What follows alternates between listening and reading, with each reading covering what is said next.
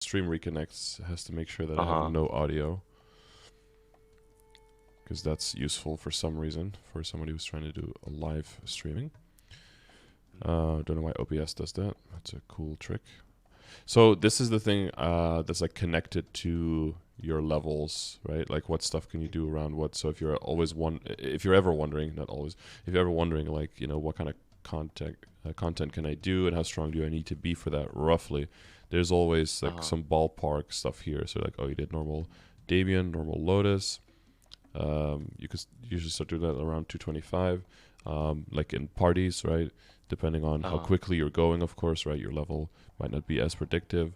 For Lucid, like you can start easy, like around 235. Lucid itself, like around 240. So you see that you're like in that area, and that your stat is quite high comparatively because it's an older character, so you do have access to some stuff, right? And the character wasn't completely from the ground up. So that means that your stat is decently tracking your level, right? Because you're 22 now at close to 240, so Uh-huh. you are roughly there. So that's good. But if you see the other session with like a new person who was around the same level, they were like 12k stat or like 14, right? Just because Oh, right, they right. got there so much faster that they didn't have the time for all the other stuff to catch up. So, um, in that sense, you're at the right spot. I think what happens to a lot of people, and I think kind of happened to you as well. It's not necessarily bad though, but like the order in which you do things. But I think you worked on the Star Force first to get like 17 and some 18 stuff, and then worked on the potential to kind of capitalize on that, right? Or would you say? Yeah, I was trying to save the unique potentials for double miracle. Mm-hmm. But yeah, I was not sure if I should be pushing the chaos rid of it stuff to like 19 or 20 because I have backups, so but I wasn't sure if it was like worth Yeah, and possibly burning all my yeah, meso before like miracle time or something.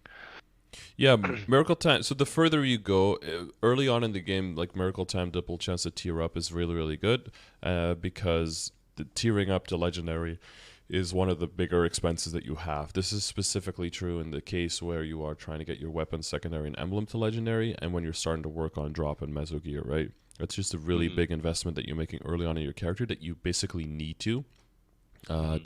to just it's just so much more beneficial if you do it that way.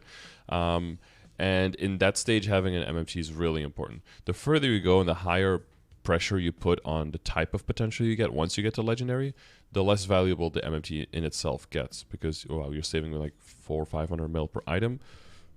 That's cool, and if you do it on five characters, on 5 items, that's like 2.5, two and a half bills saved. But at the same time, it's like, well, if every potential, you're going to be rolling for like 2.5 and 3 lines. So if every potential is going to be like 8 bill, saving 2.5 Right. bill on on those items, if you're going to spend 40, it's peanuts at that point. At that point, you'd rather wait until there's like a 30% off cube sale, right? That helps you way more to really send Mm-hmm. those potentials than like an MMT is actually kind of a beginner thing. It's almost more of a building up a new boss mule thing at that point, right? Like it shifts in focus of how Okay. important it is. Uh, So if there is a shining Star Force where your money's probably worth like double versus another system where, and this is where the calculators come in. So I would always uh, just throw this into a calculator and be like, okay, well, okay, my pants. So for example, like Star Force. So for example, your pants or CRA was 18, right? mm, Um, and probably not star catching, probably not safeguarding, 18 to 19, and there was this and this, boom. It's like, okay, like average, the median cost is like 340. It's pretty low because there's a good chance that your stuff doesn't boom. But as soon as it booms, it becomes costs a lot more. I can easily spend a bill, on your item. And then average boom I zero see. point 0.7, median boom 0, and the unluckiest dude boomed 11. Um, so 11. Oh my. it's Uh, possible, yeah. I mean, you add 1 star and this number is that's going to go up. terrible. Or What a if you, terrible system. it's something, yeah.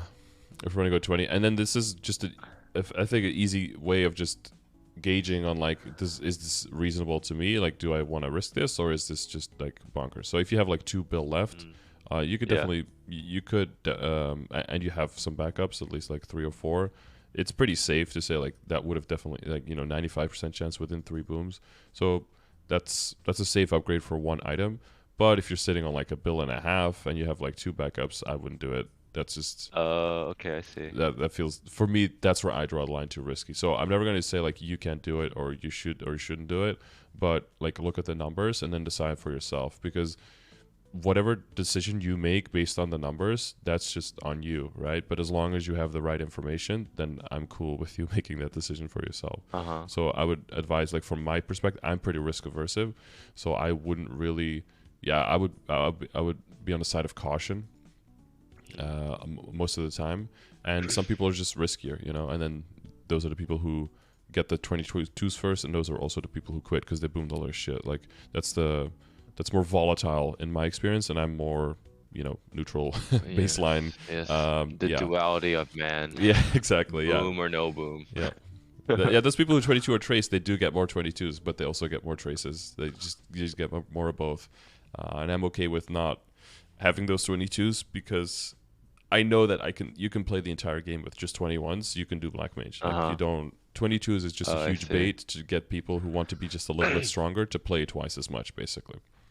And that goes into the mental and into peer pressure of like, you know, do you feel pressure or do you get pressure for not seeing that it's 22 and feeling like it's unfinished, you know? Or like 20-star items trigger the fuck out of people because it's like, well, 19 to 20 was harder than 20 to 21, so how can you leave it at 20 and blah, blah, blah, and be like, well, 20 is still higher than 19. It's still stronger, you know? And 20 to 21 still has a risk involved with it that I don't want to take. Like, it's a very simple, but to people it's like, no, it has to, you know, like it can't possibly stay there. Like it has to go some kind of way. And yeah, you just get to make up your own mind on that, you know? So you've made quite a lot of progress. So if you had these potentials, but your items were like 12-star, I would be a little bit concerned. But you did the star forcing stuff first, right? And then you did the potential, so that's pretty good. If you're talking about like pushing the CRA, we kind of talked about that. Pushing the superior, if you have the money to safeguard even during shining and trying to get to 17, you can always try that, right? Just safeguarding and getting it up to 17. That's a pretty safe point to get it to. And then the main thing for superior is that the future of superior gear is to transfer hammer into it. So you typically don't push too hard on the potential because once you transfer hammer into it, the potential gets overwritten, right, by the source item. So then you have to restart with the potential. So usually either 2.5 line on unique or like 1.5, 2 line on legendary is typically where people stop that. So like, you know, with your earring, that's totally fine. With your belt, that's totally fine. And if they get to 17, like that's cool. And then the main damage is going to come from your CRA, like you said, like star forcing up to 19, up to 21 eventually, that kind of stuff. And the Abzo at 17 is of course really strong. Once they settle more into like good flames, right, that'll because they're all flame advantage, the high level items, that'll give you a lot of boost. The badge helps, of course, and then the damage coming from the WSE is important, and the flame on the weapon is important. Definitely that needs some work. Not that it's bad now, but just it has a lot of potential for growth. That goes into like flame score and stuff, which we can talk about a little bit. But the main thing is just like in the beginning we were talking about like how much is your time worth. The second thing is, you know, how much is your money worth? Like how much is your how much is your meso worth, right? Because depending on where you spend it, you get different value for it in return, right? And that's where these calculators really come in. And I think the one thing you can reduce everything to, or reduce the one thing you can, I think that's the term, but it sounds like making it lesser, but like connect everything to would be flame score, right? Are you familiar with that concept? No, I honestly, like, I just use the free flames that are like dropped by bosses. I'm just like, oh, if I see all stat, it's pretty good, right? Yeah, I mean, that's a really solid start. Yeah. Well, the main thing, so we're talking about flame score. It's, of course, it has the word flame in it, so it definitely came from the flame. But I want to see it more as, it's basically a system that helps you determine stat equivalence, right? So, like, how much luck is one strength worth? Or for you, that wouldn't be a viable thing, right? Because strength doesn't give you any damage. But, like, how much weapon attack would 1% luck be worth, for example? That's a really hard thing to answer, right? And the reason it's a hard thing to answer is because all of those numbers are constantly in flux. Like you change a potential, now you have more all stat. Now technically all stat is worth a little bit less compared to attack than it was before you changed that potential. Now you Star Force something, now you have more weapon attack. Now weapon attack is technically worth a little bit less compared to all stat, right? And it's constantly moving around, but you also gain stat, and then stat makes the all stat more valuable, but that also makes the weapon attack more valuable. It's constantly moving. And it's really impossible to say like, oh, this is exactly this much, this is exactly this much, unless you go into exclamation mark calculator and you like download the app and you put all of your numbers into the app, and the app will tell you like, this is how much everything is worth, right? These are the equivalences. Because once you have those equivalences, all you have to do is enter things into the calculator, see how much you gain, and you can know exactly what is most valuable. The problem with that is that a calculator can tell you what is the value right now, right? Which means that if you have a flame that's a certain value right now, as soon as you change anything, that flame's value will change. And that's not workable, right? Because you'd have to constantly be moving everything around. It would be, just unaffordable, right? So what the flame score tries to do is tries to approach what is roughly the value of stats compared to each other going to be in different stages of the game, taking into account things like this, of like where do the stats move and how much of it are you going to have depending on accessibility of the stats and realistic levels of upgrading that you can achieve at those stages. So once you put the flame score and you put how much of a flame you have into that calculator, it'll be able to tell you like, hey, this is roughly the score of that flame.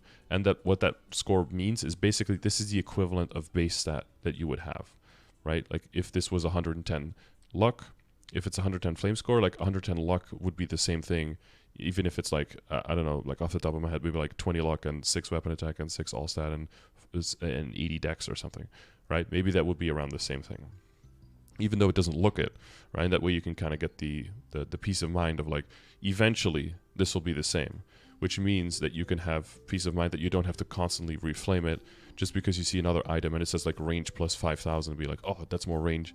And then you switch a piece of equipment around and suddenly it's minus 1,000. You're like, what? I thought it was better, right? Happens sometimes with drop gear and stuff like that. So the flame score tries to like give you a direction so you don't have to worry. There might be some fluctuations on the way there, but then you know that it's future proof basically. So that'll save you a lot of money down the road. I see. But what it also allows you to do is allows you to use it as a tool of stat equivalence. So you can also apply it to potentialing versus star forcing, for example. So you could be like, okay, what if I were to cube, I do exclamation mark cubing, and I'm like, I'm gonna chase, going on the earring right now, for example, I'm trying to go from 21 to 30%, It's like, well, okay, if you're trying to get 30% on an accessory, it doesn't matter how much you already have, right? Whether you have 27 now or you have 0 now, it's gonna cost you on average the same thing, right? Because it's just average outcome of the cube. So be like, okay, that's like 8.7 bill. So that's like, or 6, let's say something like 7.5 bill or something, right? Like that's the average cost of gaining 9% stat. It's like, okay, maybe that's a bit expensive. Okay, this is more value for your buck, right? Oh wow. Okay. Yeah, so it's like, it's like a third of the cost, but you're getting 2/3 of the value. And this is why, progressive cost and the marginal, like a lot lower marginal gains and all that stuff, right? Because people trying to min max. It'd be like, okay, this is like 2.5 bill for 6% stat. Okay, well, and then you can check in the other one. So this is like the process you can do in the beginning. After a while, this will just become like second nature.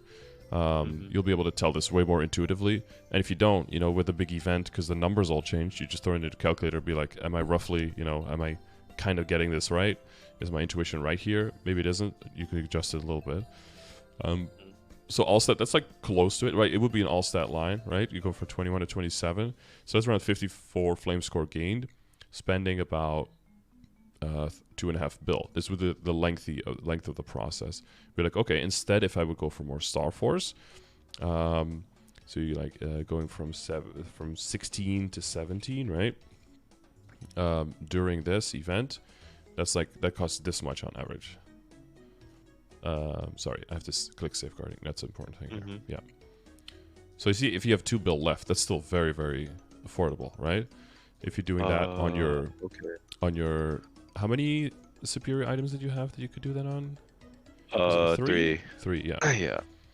Okay, and then so if you want like the whole right, we're going through the whole thing, right? This is a whole long process. I'm not expecting you to do this for every single upgrade, but this is just to get a little bit of a the, the insight into what the whole process is like. But this thing plays itself off in like a rapid timing if you do this a bunch of times. Let's go for 16 to 17 star on 150 stuff. Go for 11 and 9 and 40 to 22 and 19. Yeah. So it's 11 extra stat and 10 attack, right? Per piece. So we'll save this one here. We'll call this earring pot, for example, and then save it so you can have the number here. I selected endgame here because you're not there yet, but you're moving towards that, and I want to do things on the growth. You basically pick late game if you either progress very slowly or you're doing it for like a boss mule, right? Which is never just going to reach that far, basically. And here you select like which stat you're if you're main statting this. Some classes have multiple secondary stats, so it'll be slightly different. And then Kana scales off HP, MP, and Xenon has its own like random shit going on. And Demon Avenger isn't even mentioned here because, you know, well, you already hate it, so don't even worry about it. So it's 11 stat and 10 weapon attack. That's 41, right? You can see how close that already is, right? But we're going to do this on 3 items, right? And we'll call this like superior Star Force. And that is because it is, oh. I clicked that twice accidentally. There you go. What? Oh, that's the wrong one. Hang on. I was like, this number is that's no good. There you go. And then you can go look back here, like how much is that going to cost me? Okay, so like even 3 times this, even on the upper end, that's like 750 mil now. Versus this thing was 2.5 bill. And this other thing, because Flamescore allows you to kind of just compare apples to apples, right? This is 2.5 times the gains. So now you can see how something that seemed very risky to you and seemed expensive to you, but maybe you wouldn't have thought so much about just cubing because, you know, there's no chance of booming. It's just like rolling some red cubes. But just because of off-event red cubes, like red cubing, versus how good Shining Star Force is, this really puts things into perspective on why you do want to save for an event like this, because your money's just worth so much more, and it totally skews the balance towards where does my money give me the most value. Man, I remember this being a kid's game. The last guy said the exact same thing. It This looks is not like a it. kid's game. It gets complicated. Well, I mean, it gets complicated as much as you want to, right? But the problem is we're not kids anymore, and our time is worth more, right? Like, we have things to do in our lives. And if you approach it like it is a kid's game and you just go about it willy-nilly, you can definitely have a bunch of fun, but you're going to run into problems with progressing through the game much earlier because you're not spending your resources in a way that makes sense for the game, right? It's like not knowing what IED is and just being like, oh, I'm just gonna, I'm gonna roll a whole bunch of cubes and I'm gonna get weapon attack and stat on everything, and then you go into a boss and you're like, my character is weak. Why? I can't kill the boss. Well, let me look at you. It's like, dude, you have 12% IED. Like, you're doing 0 damage. Like, yeah, I can't kill it. Like, it's impossible. Something's broken. It's like, well, you just need more IED, right? You just have to know that's how that system works. Otherwise, all of the money you've invested, all the time you've invested is just being applied at like a 2% efficiency, which, as fun as it may be, if killing the boss is your goal, it's not going to happen. You just can't kill it. Yeah. But yeah, so this was like a very elaborate example on where Flamescore comes from, what its goal is, but how it can help you determine like what makes sense. And again, this is very like elaborate thing. You don't want to go through it like that, but that was just to illustrate why when I see like a lower Star Force superior item with really good legendary potential, I cringe a little bit because it's either somebody gave them bad advice or their intuition is just wrong on what should I be spending my money on, because now you can see, right, the value right now for you, with how good your potentials are, is 100% still in star forcing, right? And if you know the Right. future of your equips, star forcing wise, that's the best thing. So general thing for Absolab, we don't really have to go past 17. You can if you want to. You don't have to. Once all the other stuff comes into play and your account fills itself up, you can get to Lucid, you can get to Will, you can even get the hard Lucid and hard Will. You can start working on those Arcanes, and the Arcanes are one-to-one going to replace Absolab. So therefore, the only thing I would do with Absolab, if you feel like you need the damage, is definitely you can bring them up to Legendary and kind of do the same thing like with the potential with the Superior, like 2 lines Legendary. That's totally fine. The one thing would work a little bit more on is the Flame score. Not because Flames are, again, not because you keep the items for very long, but just because they're level 160 items and they have Flame advantage, so they will get high scores. So your average value per Flame there is very high. In the beginning, you'll just flame as you're doing bosses, right? And you can basically use this screen to calculate the flame of all your items, put them next to each other, and you can just see, okay, which one is just has more room for growth, and you can compare that here with the grid here. So you can check flame score, items with advantage, and then here you can see like what range are you looking for. So you're going to be looking towards this area here. So anything on CR8, it's like 85 and up, and everything on Absolab or around 85. If it's like 80, 85, it's probably fine, right? Because people now blow through the game, so you could probably be a little bit on the lower end. And something like 90s for Absolab, those are good numbers to aim for. If you're even remotely close to that, move on to the next item, Try to get like a little bit of progress on all of these things. And like in the beginning, you'll use the calculator to be like, okay, 4 times 9, 36, 6 times 3, 18, that's 54. And then Dex is, 4.5, so that's like 68.5. But after a while, you'll be like, that needs improvement. It'll come naturally. As you go to another character, and then immediately on another character, you'll be like, whenever an item drops, you're like, oh shit, this is a good flame. I need to work around this, right? Or be like, oh, this is a garbage item. One of the main things, for example, is if you work on drop rate gear on a new character, you want like the boss accessory stuff, right? And if you're still killing Horntail daily just to get one of those earrings, if you get the earring, but it has a really bad flame, and you don't really have the money to make it into drop or meso gear yet, right? Or maybe there's an event soon, and you want to, maybe there is an MMT soon, you want to spend it on that.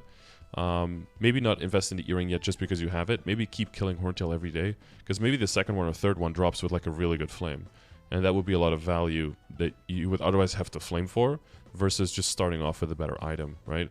And as you get more room to grow because your account is stronger and you know what you're doing better, you'll be able to kind of make better decisions in there, that you don't overcommit too early to things.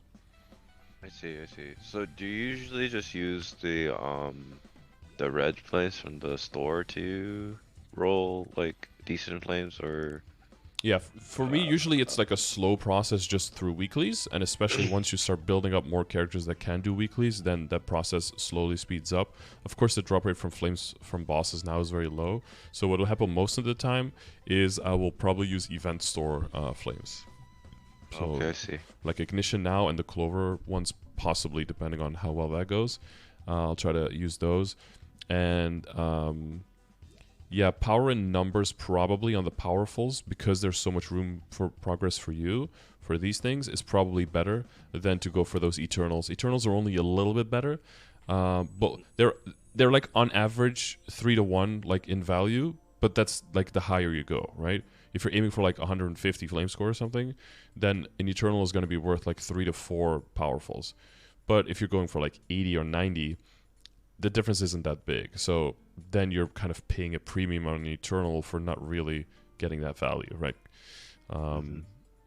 If you could choose between like 5 powerfuls or 1.5 Eternal, you'd always rather have 5 powerfuls if you're just trying to get a decent flame. But if you can choose between like 1,000 powerful flames or like 300 Eternals, I probably pick 300 Eternals, because there's a pretty good chance that there's at least one really nice one in there, right? So there's like power in numbers in the flames there. Okay. Since we're kind of on the addiction shop thing, do you usually buy out all the arcane symbols? Arcane symbols. So usually I don't. But this goes into how much you value your time and how much you are okay with doing the dailies. So Oh, especially I see. the earlier areas where you can auto skip a whole lot, like just for Vanishing Journey, in total that can be like 5 minutes of your day to get like 22 symbols there. But if you buy out 100 symbols, that's less than 5 days worth of dailies, so that's only like 25 minutes of your time. So if you're gonna spend like 3 hours in total getting those coins to save 25 minutes of your time spread over 5 days, that to me that's not worth it. But what if there's an area where you absolutely hate the dailies and you actually are slow there because you just don't want to do it, or it's high level and it can be very slow because, you know, maybe the Esfera ones you get unlucky, you get the executors that are level 249, right? You're like, fuck. Or you don't like the aiming, the laser beam thing, and you just like, Oh, yeah. like I just want to get the symbols and get the fuck out, dude. Then that can be good, but that's also why they're priced, you know, in the way that they are. That's why they're also triple the price, right? It's 20, 40, 60, I think, right now. But symbols are definitely, I think, part of that group where it's things you don't absolutely need, but they're like in the group of things that would be really cool to be able to buy, you know, if you have extra coins. So those would be part of your decision making on like, am I okay with stepping up the dailies a little bit, point capping a little bit, maybe dropping another daily for the duration of the event so I can afford those at the end of the day. But I would always take it back to, okay, I get 100 symbols. How many days worth is that, you know, and how much time is that worth? And that's always in the back of my head. So I wouldn't do it for the earlier level ones unless it's like a bossing mule and I'm only going to get to like 230 and I get coins somehow because I'm actively playing, and then I'll just, you know, I'll spend all my coins, and then symbols are decently high on the list. They're just not number one. Yeah, I see.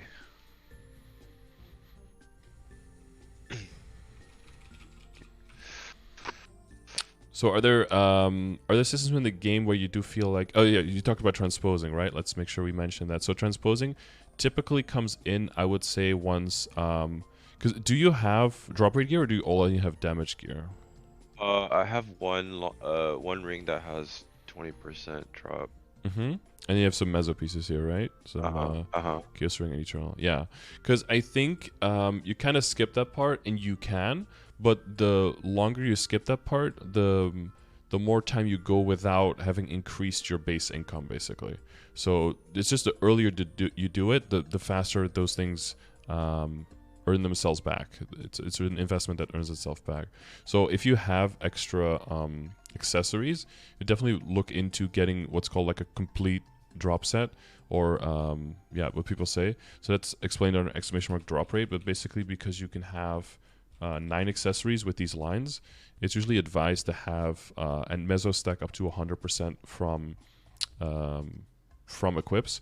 It's usually advised to have 100% meso obtain, so over 5 lines of meso obtain, and then the other 4 accessories to have a line of drop there. This way you make sure that every single monster that you kill drops a bag, and that the money in the bag is maximal amount. That's the meso obtain part, right? And the drop rate is the chance for the bag part. But it also increases the chance of node stones and that kind of stuff. Because even if your character is fine on nodes, there's always going to be another character you're going to want to play, and you always need extra, right? And this character, its goal right now is to sustain itself, but the further you go, the more the goal is going to be to provide for the other characters in your account as well. I see.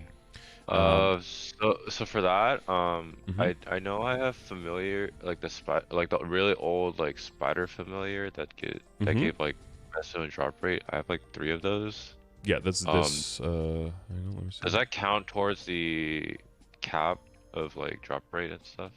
Yes, so does this one. Increases item and meso drop rate by a large amount, right? The 60%. That's this one. Yeah. So so that's explained here. So there's 3 things, right? There's item drop. There's item drop rate. There's meso drop rate, and there's meso obtain. When it comes to familiars, item drop rate and meso drop rate are 2 separate stats. They don't include each other. Completely mutual, like exclusive. When it comes to every other source of item drop rate in the game, they are combined. So, you know, just for convenience sake. So if you have this line on a familiar, that means that your drop rate of all items is actually just increased by 60%, like including mesos, but separately. So if you were, let's say that you, well, the main thing is this, right? So your base chance of getting a bag from a monster is 60%, and the drop rate works additive within each other and then cumulative with all the existing sources already. So if you have 66.67% item drop rate, so yeah, or meso drop rate if it's a familiar, right? Then you make sure that it goes from 60% chance to get it back to 100% chance to get it back. So if you have that spider line, that's already 60%.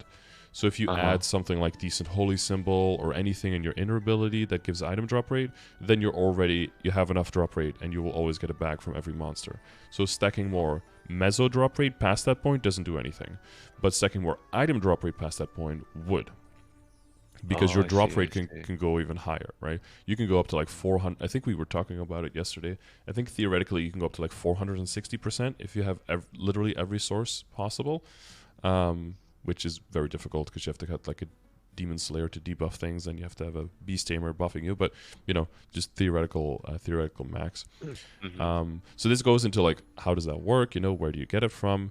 And I would definitely say that this is like the old way of doing it. I think it's still good, but you do get to a point where once your bossing mules start generating crystal income, the value or the necessity for the meso obtain lines I think goes down, and the value for the item drop rate lines actually goes up. Because you'll have accessories available that can get one of them, and you can increase your node stones, and you can increase your items and your droplets later, right? If you want to be able to afford your arcanes and that kind of stuff.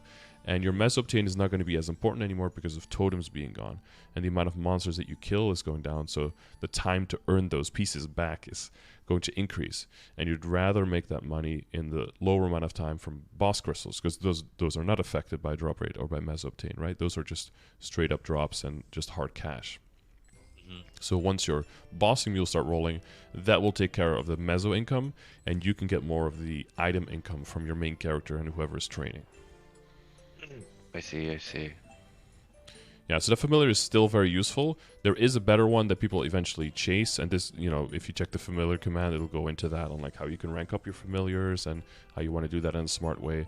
And then the one that people typically chase is increase item drop rate by a large amount. So again, this is on familiar, right? So this does not include meso drop rate. So you have to make sure you have enough drop rate at that point. But if you have 4 items here, then it's 80%, and that's more. So that'll take care of the meso drop rate. And then this can take care solely of the item drop rate of 100%. And that's when you get people, in the high 200s and then in the 300s and even in the 400s of drop rate. And that's really helpful if you're trying to go late game and end game and you need equip backups, for example. Or, you're trying to do like exchange carries for another character, like you carry their character, they carry yours. You both have like 400 drop. That way you can increase the speed with which your new characters can kind of progress through the game. With things like, Helix and maybe Dominator pendants, stuff like that, where it could take a while on your first character to get those things. So does that clarify like the position of your spider and how useful it is? Yeah. Yeah, there's more details for familiars, of course, if you go further. If you're training in Asphera, then you're getting familiars, right? So definitely hold on to those. You don't have to reveal. Well, do you have some ID familiars right now? I think I do, but it's only 15%. But I didn't take a picture of that. Sorry. Yeah, no, that's fine. 15% is like the highest you can get at that point. You've got 2 slots available, right? Yeah. Yes. Yeah, so if you're bossing and the ID is very cheap to get there, it's very valuable to get there because the only other thing, you basically have drop rate and you have ID. That's the only thing you really have access to in familiars right now. It talks about stacking as well. So when it comes to the familiars, whatever is the biggest percentage source of drop rate for either of the sources, so for either items or for meso, that one will apply. So you have, so in this specific example, you have an increased item drop rate by a small amount, and then you have the spider. So the spider is this line here, is 60% to both, and then increased item drop rate by a small amount is 30%. So that's smaller than the 60, so this guy won't apply. So you'll see that as well. If you summon your familiars, on the top right, you should only see 1 buff, and that's the buff from your Asuna guy, and the other one shouldn't show up. Now let's say that you were to summon the spider and you would summon this guy, then you would see 2 buffs, because the 60% for the meso drop rate would apply from this guy, but the item drop rate here is only 60, and this one is 100. So this one will apply the 100%, and this one will apply the 60% meso drop rate. Oh. And then you'll see 2. But yeah, if once you get to that 100% item drop rate, you probably have enough drop rate in other pieces outside of familiars to get that meso drop rate to 100% total, right? So then you won't need a spider anymore. So typically then what people do is they'll add the familiars that you need to level up to rank them up, or they'll add, if they're further into the game, like something like auto steal, which gives you like a small chance of getting more meso when you kill a monster, or whatever. But you always want to summon more familiars, right? Or as many as you can with high defense, because that makes your familiar gauge go down slower. Oh, You may I notice see. that. Yeah, it's a little bit counterintuitive because like the more monsters you summon, the slower it goes. It's just a little bit weird, but that's why that defense stat on the bottom of the card, that's why that one matters. It's a children's game, by the way. Yep. Oh. a lot of little Wow. things like that, yeah. But again, if I you check see. through the familiars command, that'll have all of that explained, and it's got like all of the hard numbers and everything, all of the maths, and then on the bottom it's got like a list of just the advice and all of the resources and like where you can find all the details and stuff. So like this last page is very important. But if something here doesn't make sense, you might have to look up a little bit. You can just Control F or something. This is basically like the official post of when it was released. It talks about like how much stacks from the badges, for example. Like it's not really super important to know stuff, but if you're looking at your badges that you selected and suddenly there's a bunch of red numbers here, you're like, oh, apparently you're overstacked, right? Like it's not going to always apply. Like HP only applies up to 10, I think, which is wild. But then then attack percent goes up to 3 attack percent. So I see. yeah, well, all of those little details are just all in there, so you don't have to worry about them in the moment. Sounds good. Yep. Okay.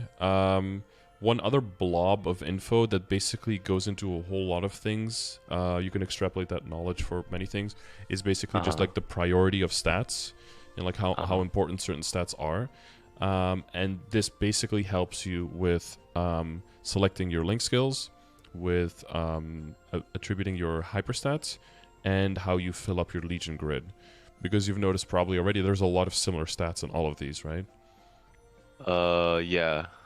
And especially now that you can go in the Legion grid from the middle to the outside, all of those stats have become available to you. And so the general order I would list these stats in is, first of all, I think its critical rate is the most important thing, right? Because that gives you access to critical damage. So you want to get that to 100%, right? And that's why also here in the progression grid, that's why critical rate is like the highest here after main stat, right? It's so important to make sure that all of your hits hit critical rate. I don't put critical damage in here because it's too class reliant. And if I say like your goal is to have 80% critical damage, someone who already has like 70% built into the character can be like, oh, I don't need any anymore. And someone who just only has 20% or something could be like, this is impossible, or they could be chasing it a little bit too hard. So I don't have it in the progression grid because the numbers are, all over the place. But right after that, I would say critical damage is the most important stat. Mainly because there's limited access to it in the entire game. So it's always going to have good comparative advantage, like it's going to have good value. So as you're getting to the point where you're now with your Legion grid with 3k, I think this is a good point to get away from the middle of the grid and from the attack and the luck, and basically use the middle of the grid just to bridge the sides, so you can be both in critical rate on one side and in critical damage on the other side. And especially once you're bossing, early on IED is also good value. As soon as you have access to 3k, right? So as soon as you have access to the 6 and the 7, that gives you one blob of 13. I think that's good value for you right now. And as you get and as you get further and further out, you'll not be able to fill everything out as easily, right? Because of the exponential growth of the grid. Right. But then the main priority is basically counterclockwise. So like you start at critical rate and then you go to critical damage and then the ID and then the boss damage finally. Because you want to see that critical damage is to critical rate kind of what boss damage is to IED. Does that make sense? Mm-hmm. Like if you can get through, then you can have all the damage you want, but only a part of it is going to get through, right? Like IED, Right. make sure that your damage is committed to the boss. So if you get boss damage but not IED, then you're just kind of shooting yourself in the foot because you're hurting all of the other damage you have. Same way with if you boost critical damage, you don't have critical rate, like that's cool, but if you then not hit a crit, none of it applies, so they're kind of wasted points. So that's why that's the general build-up. And then when it comes to normal monsters, it's still critical rate, right? And it's still critical damage. That's the foundation still of your damage. But of course, ID and boss damage don't come into play at all. So instead of that, usually it's normal monster damage and then bonus EXP. And that's the same, yeah, general order for applying your hyper stats, for filling your grid, and for like which link skills do you pick. Oh, I see. Yeah, I have like a different preset for like when I'm mobbing versus like Yeah, that's bossing good. for link skills. Yeah. Do you have two different presets as well for hyper stats and also for your Legion grid? No, I do not. But So I would should build work those on as well, that. because the further you go, the more it's just all about capitalizing on the time you've already put in, right? Like you've put in the time, you have access to the damage, but you have to make that last step of setting everything up properly to make sure that when you're doing the thing that you're doing, you can tap into that potential damage. And the game is not going to give it to you for free. You have to work for a little bit. So definitely make like a second hyper stat where you go down the same priority, like enough crit to hit 100, critical damage, just bring it up to 10, damage, bring it up to 10, normal monster damage, bring it up to 10, and then the one thing is also arcane power, so you can also shift definitely into arcane power for mobbing, so that you can have an easier time doing the dailies on the higher level areas now, right? And that is probably more important now than something like EXP is, because you really just want to be able to kill the monsters as fast as possible, and then once you can do that, then you can go and increase the EXP from it. Same thing with why we get drop in Meso Gear. First, you work on the WSE, you work on your nodes, you work on your symbols to make sure you can kill the monsters, and then as soon as you can kill the monsters, then you increase the meso and the drop rate from the monsters that you kill, right? You don't want that to go at the expense of the killing speed. You want it to help you with the killing speed. I see. Because otherwise you lose efficiency again, right? If getting more drop rate makes you two-shot the monsters instead of one-shotting, now it's useless. Because you're getting half the, unless you get into like how quick is the respawn and can you map clear versus one-shot, you can you can get really nerdy with all of that stuff, okay? That's why, I was not a fan of people calling it like one-shotting back when we had totems, because I don't think that matters, because if stuff bounces around and you kill everything, you can map clear, then that's more important whether you can one-shot or not.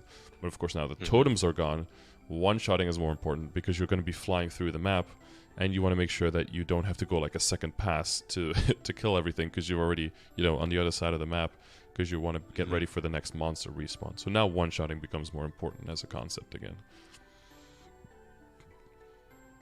Definitely. That's how I felt before I upgraded my gear, because I don't have any boost nodes into Shadow Spark, so I just mob with the quintuple throw. Yeah, I saw that they don't do that anymore, right? Yeah. Apparently, like it's the same rate without totem. So, but I'm not sure if that's the correct decision. So. No, I saw in the boost node changes in Korea as well that they just don't boost Spark anymore. Oh, I see.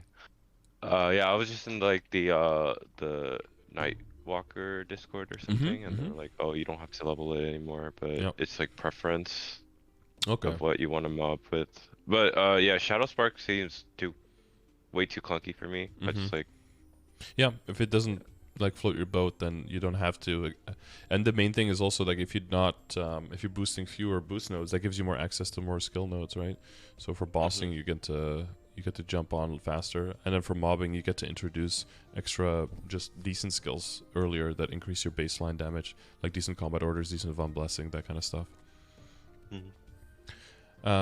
Okay, so I guess when if we're going to talk about the are you good with the matrix? Because like we talked about the boost nodes right now, do you feel like you have a good handle on?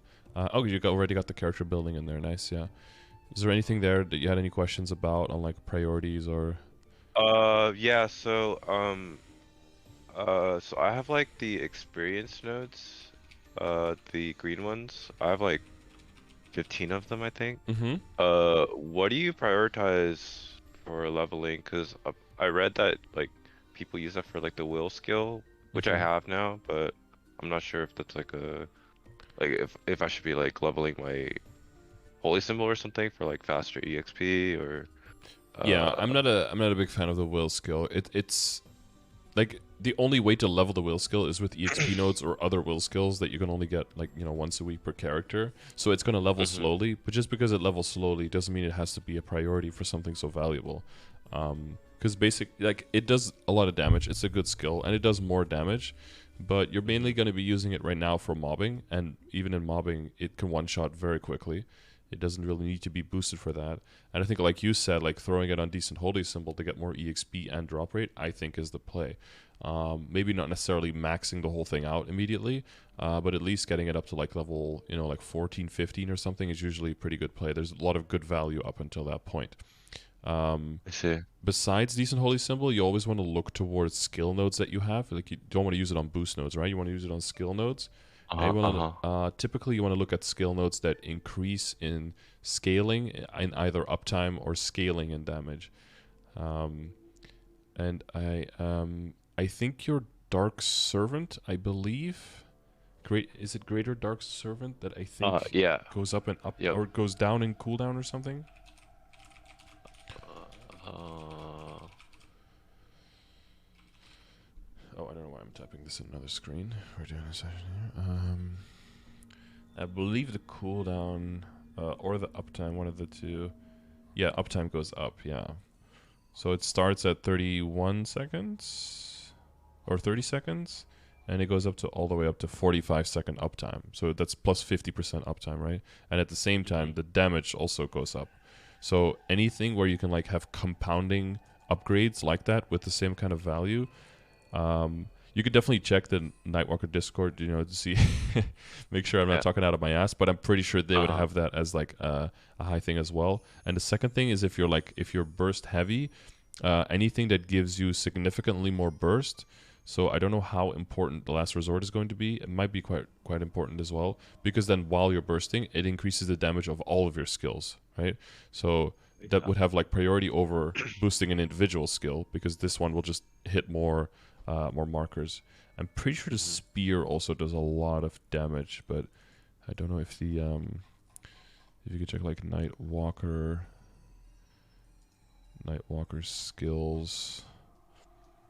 But yeah, usually most like FAQ for Nightwalker for any class will have a little bit of like a priority for Who's knows as well. But that's usually how I gauge it when I'm on a new character. Like I don't really like to just ask someone else or get into like a giant fucking list of priorities.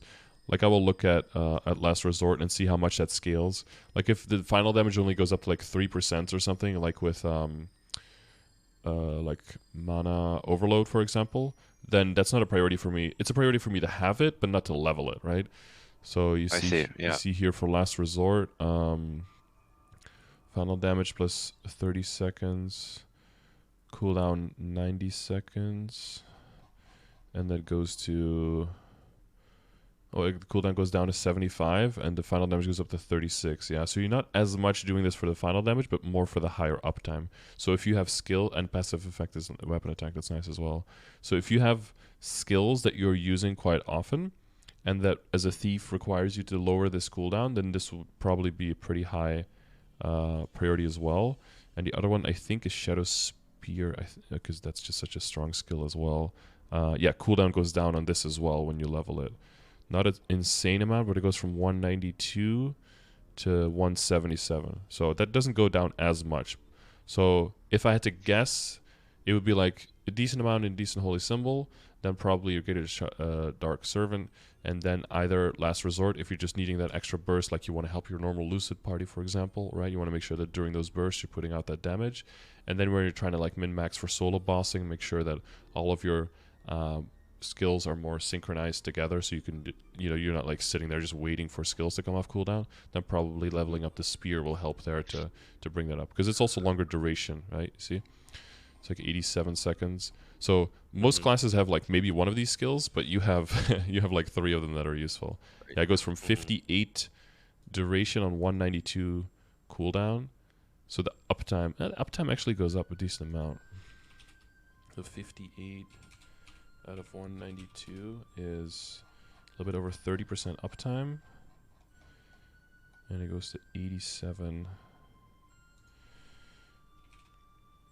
out of 177. So that's like that's almost 50% uptime. Yeah. See, that's a decent increase as well. It's like 70% more uptime. Yeah. So those all seem like good candidates. So what you can do, it might not be the play after, you get some decent holy symbol in that you really commit to one, but that you kind of like spread it out over those skills because they're all useful. And then last resort will amplify with them even more. But yeah, that nuance can be given, I think, better by like a Nightwalker main or just by, experts of experience than myself. Okay. Nightwalker, limited experience for myself. I cleared CRA with it, and that's and that was before ignition. So yeah, not gonna claim any expertise on that. I guess since we're on the matrix stuff, what do you usually use your node shards for? So while Like, so in your case, you're actively still leveling your boost nodes, and there's a lot of skill nodes that are very useful for you. I would craft node stones with the shards. Oh, okay. Have you done that before? You know where that is? Yeah. But I wasn't just sure like if I should be crafting like boost nodes or just skill nodes only, and then. So yeah, there's some nuance to that. I would say it depends on how much you feel like you're struggling. So if a character you struggle with mobbing, where typically the uptime of your skill nodes isn't as important for mobbing. It's usually more a thing of are my boost nodes high enough level so that the skills I have 100% uptime on can actually kill. Can you go away? For those people, it's probably more important to craft boost nodes. Also, specifically, if you only have like one set of boost nodes and you have a decent amount of outs of like shitty boost nodes that you can get, because that drops down the value of a node stone significantly, right? Because if you get a skill node, it doesn't really help you in mobbing, and you're going to get further behind compared to the value of a node because you want it in your boost node. But for you, if you're already cool with all the leveling, you mainly want to do bossing, you have a lot of valuable bossing skills, I would just craft the node stones because the average value per shard is going to go up quite a lot with that.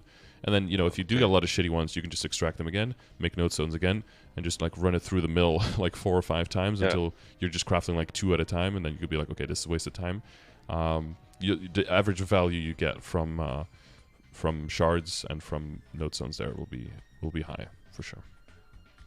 And then I can safely disassemble like the weird skill nodes, right? Like combat orders and like Mystic Door. Yeah, Mystic Door is like an instant go. Decent hyper body is a Mystic go. Charge. Phalanx Charge is good. Phalanx Charge is good. Oh, okay. Yeah, you'll be able to Phalanx Charge. God, I always forget which one is the resistance one.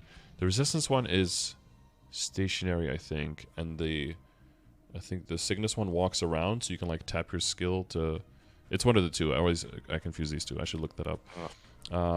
But it does a decent amount of extra damage. Yeah, you do want to level that one up. It's really just Door, Hyper Body that you want to get rid of. Venom Burst you can get rid of. And the decent skills you can just keep at level 1, especially if you auto buff, because they'll just keep 100% uptime anyway. And I would just keep one of them, like decent Advanced Blessing, decent combat orders. I would just keep one of them. Okay. And basically all the other ones, I would just like right click and fuse up together and like and just level them up, like you're doing with Urda Shower and like with Rope Lift and with the Goddess Blessing. So you can do that with Blink, Urda's Will, with those kind of skills. Okay. Yep. Sounds good. Yeah, and Goddess Blessing is going to get empowered as well once you get to 245 to like higher percentage damage. So you have to like there's some quest line I think where you have to enhance the effect of it so it gets even better. So it's really going to help you with your bossing burst even more.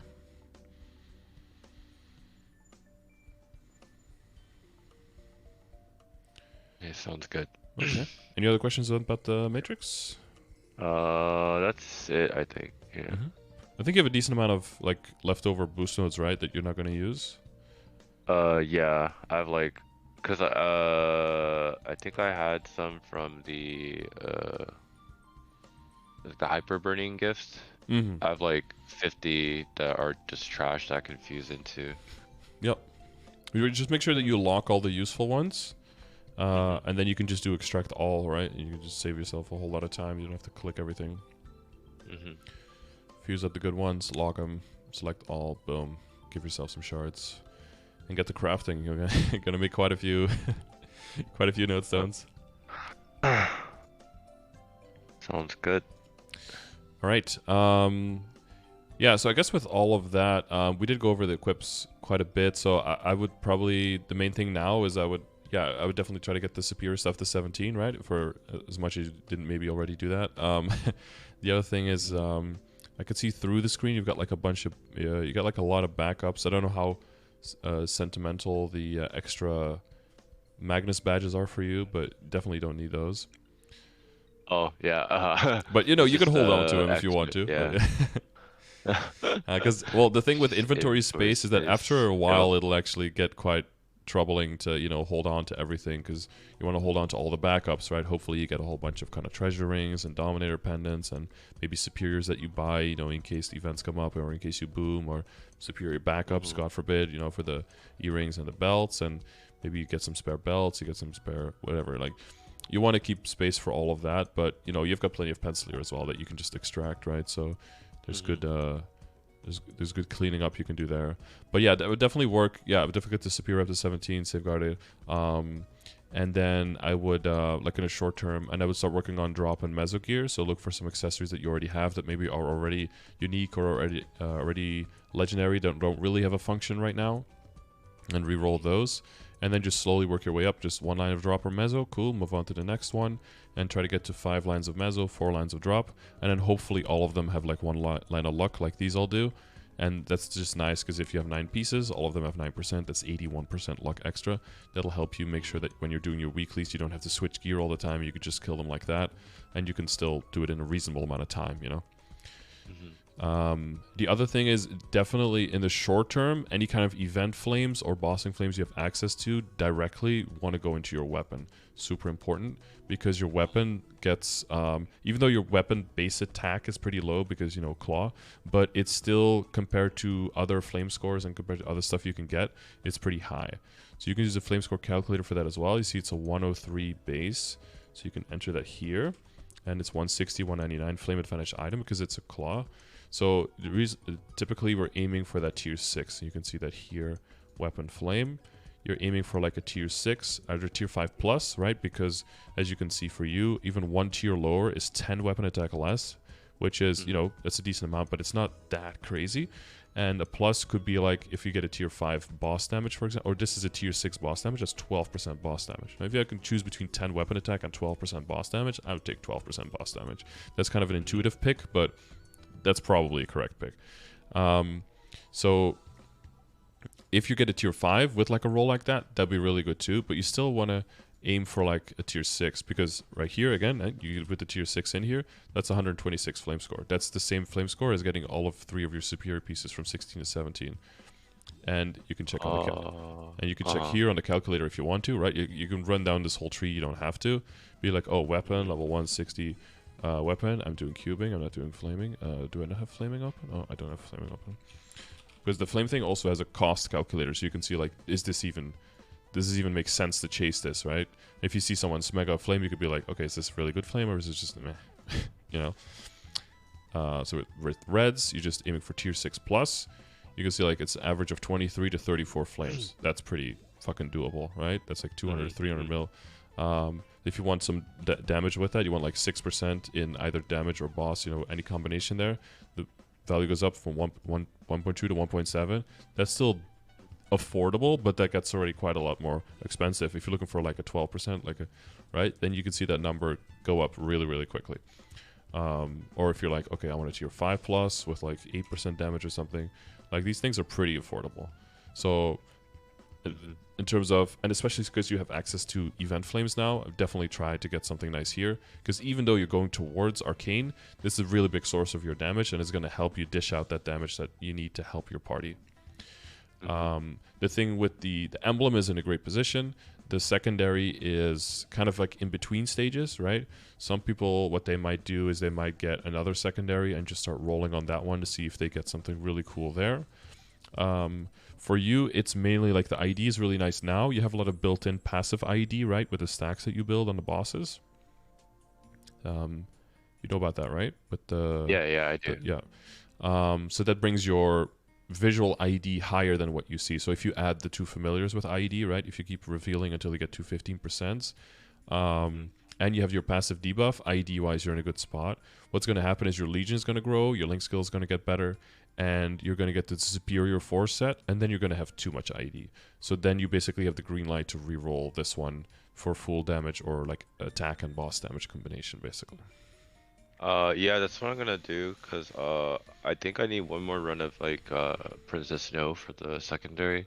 So I'm not rolling on this. Yeah, and it has the slightly better secondary, stats as well, right? So it will be a mini upgrade anyway. Like 14 and 7 or something like that, typically. Okay, yeah. It's good you thought about that. And we still didn't talk about transposing. Transposing, so that typically comes into play once the whole boss accessory set gets replaced, and everything gets replaced with Sweetwater stuff and Superior stuff. So you're basically in a stage now where that's doable. The two things we typically transpose is the Papulatus mark into the Sweetwater monocle. Incredibly rare, not really realistic to have on your calendar in any way. It's like, if it happens, it happens. If it doesn't, that's cool too. But the other thing that's more realistic is Dominator Pendant into Sweetwater Pendant as your secondary pendant next to the Superior Pendant. So transposing, we've gone through the numbers. Basically what it comes down to, have it at 16 stars and have it at a flame score of 105 or higher. That's the goal.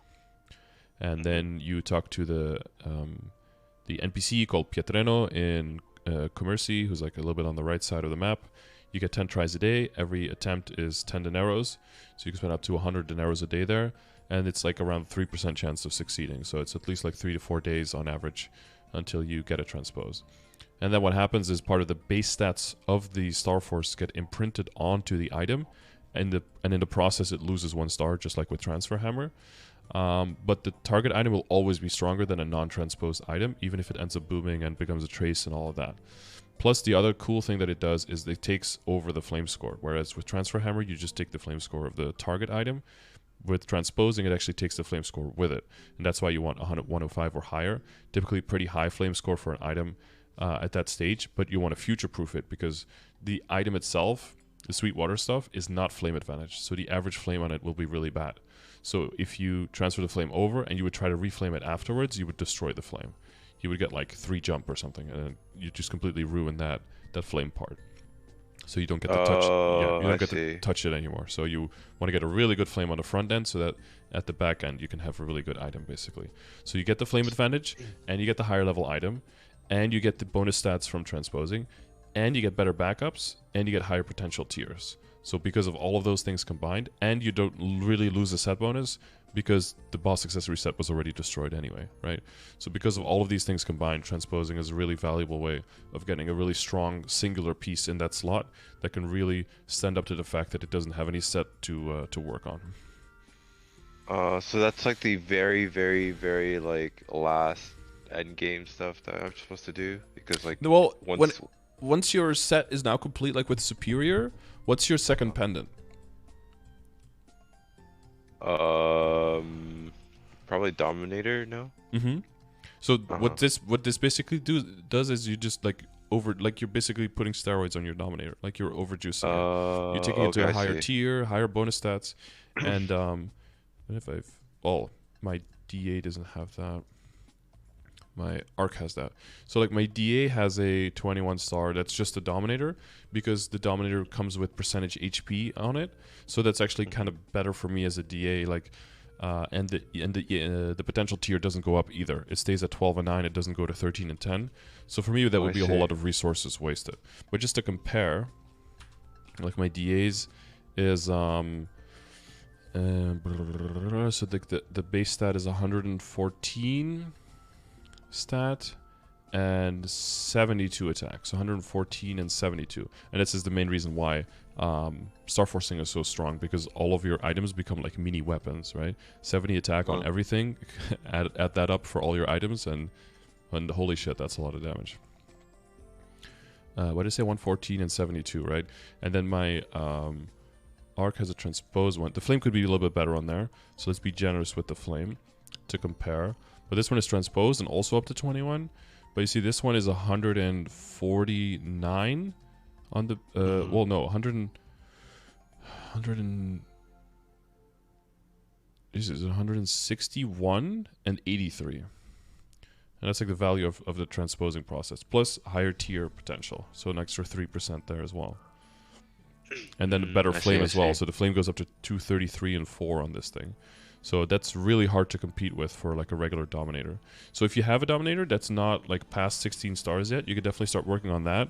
I would say like the order for you, you have a lot of stuff that you can flame, because some of the stuff is also older, and even though the flame score will be pretty bad on it, like on your tattoo and on your monocle, there's still like an easy 20 to 30 stat to gain on there. And if you gain like, you know, if you gain like 120 flame score on your weapon, 20 to 30 on some of the accessories and on the superiors maybe, that compounds to like 100. And then between all your Absolab and your CRA, you can probably gain like another 120 to 150. That's like 350 stat with all the percentage stat you have, which is probably around like 400. That's not like 3k stat that you can just pull out of your ass if you just work on flames a bit. Damn. Yeah. Yeah, definitely will do that. And then if you work on potential later, that's only going to compound even more, right? Yeah. Sounds good.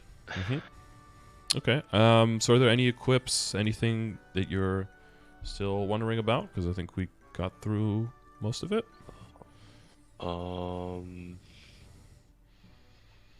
Let me check real quick. So like for my meso and drop gear, is there like a baseline level that I'm supposed to use? Because I have like a solid Gulux ring, but I know that's like item level like 130. I didn't have it on there, but sure.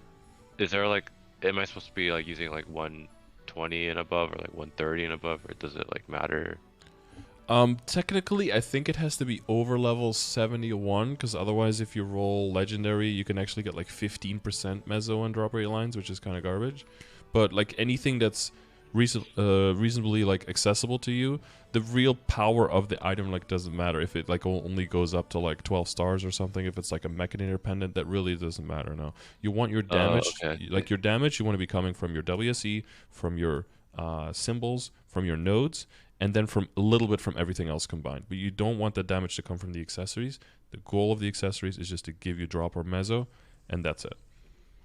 Yeah. Alright. Sounds good. Yep. So any piece that you have lying around, especially if it's already tiered up, you know, give it a function. Okay. Sounds good. Okay.